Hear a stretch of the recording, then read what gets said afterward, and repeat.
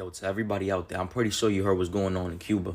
Cuba has a communist government, and the communist government is very dangerous. Communists want all the power, and they definitely want all the control. If you are not aware what's going on in Cuba, though, hospitals have collapsed. So this means if the Cubans need serious medical attention, they can't go anywhere. They gotta figure it out on their own. Cuba lacks all resources right now. There's not enough PCR tests. Oxygen isn't available. Ambulances are not reachable. Hospital beds, you can forget about that. And medications are nowhere to be found. International organizations have offered help, but the Cuban communist government is not having that. We have Cubans dying of all ages right now, from the elderly all the way down to the babies.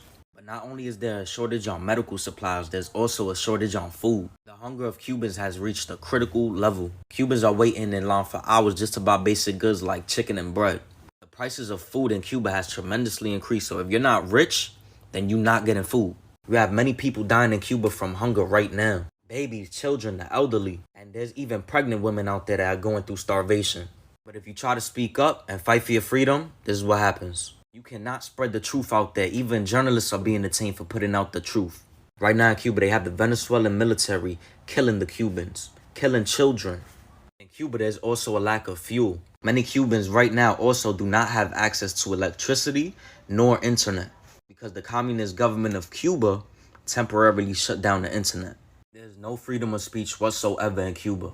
Also, no real voting rights. And you could blame what's going on in Cuba today on this man right here, Fidel Castro. This was an evil man full of empty promises before he got into power. But then when he got into power, he changed everything. He wanted all the control, and he had the Cuban people living below their means. But that power has been passed down to this man.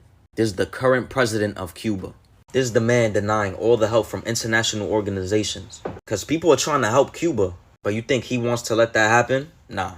This man basically said that the Cubans will be free over his dead body.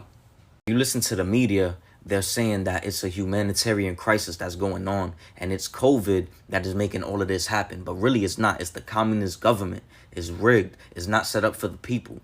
So with that being said, we need to pray for Cuba because they're going through it right now. We also need to keep talking about what's going on in Cuba. Spread that awareness. And definitely use the hashtag SOS Cuba. Yo no soy cubano, soy boricua, pero Cuba, estamos contigo.